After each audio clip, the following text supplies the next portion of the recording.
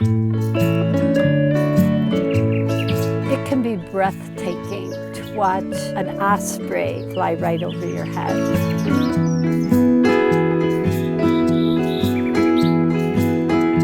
One of the great things about Hawk Ridge is that we are able to blend our bird research happening in action with that environmental education component. We ran into two people sitting on chairs, and it was Dr. Pershing B. Hovsland, we called him Jack, and Molly. He lived in Lakeside, and he had observed over the years what was going on up here. And he was very influential in getting the city to stop letting it be a shooting range. He would pick up piles of hawks and put them for the city to see what was happening to the birds that were migrating through this area. And that's kind of how it all started. If you're trying to protect a piece of land, that's not the easiest thing to do. And it's not a huge piece of land. There were two pieces to it that came from the county, a core area and a buffer area, but it comes up to 365 acres.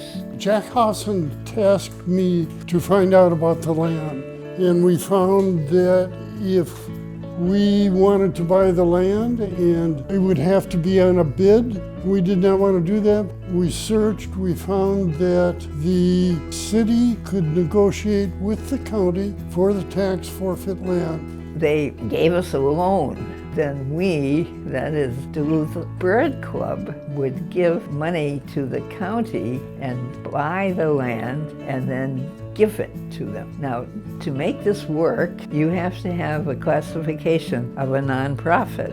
And it was the Duluth Bird Club. It was just a club. They had to incorporate and become a nonprofit. So they became the Duluth Audubon Society.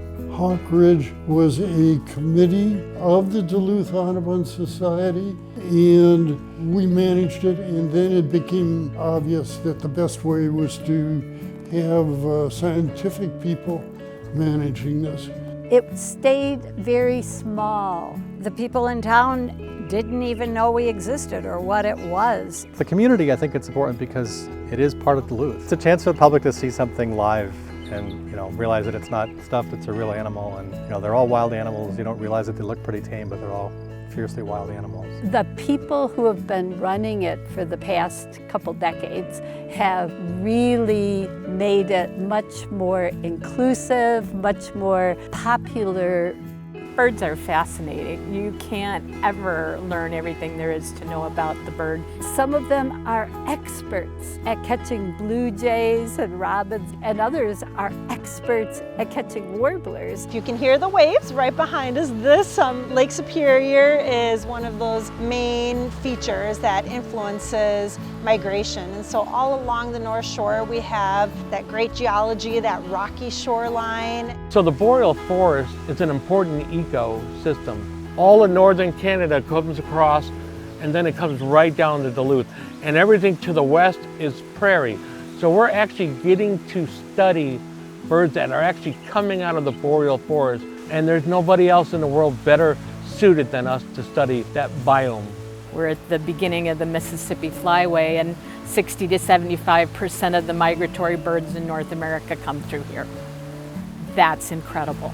Having the data from Hawk Ridge being consistently collected through our formal migration counts and our banding research does contribute significantly to look at things like population. There's something happening in that environment where they're coming from or where they're headed to that is hurting their population. The birds that we study tell us about our environment.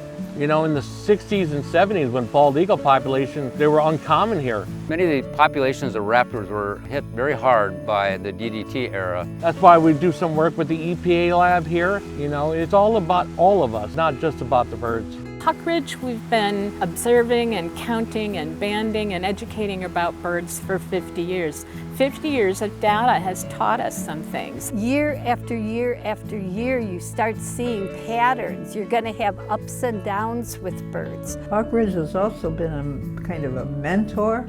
Frank Nicoletti knows more about banding and the techniques and identifying spots on the horizon as to what species they are. Frank did all the counting by himself for at least 10 years. Frank Nicoletti was a huge part in helping me develop my project. I'm working on northern hawk owls, which are a boreal species of owl, that this is sort of their southern edge of their range. And some of the skills I learned of capturing birds and being able to take data and put transmitters on them have come from Hawk Ridge. I've been given so many opportunities in my 40 years of studying raptors. Now it's time for me to give back, and that's what I'm doing. I'm getting all these grad students, I'm getting all these interns, working with volunteers. I want to give back. That's what I want to do. Often scientific research is done in laboratories. This is a place where people can see what the research is.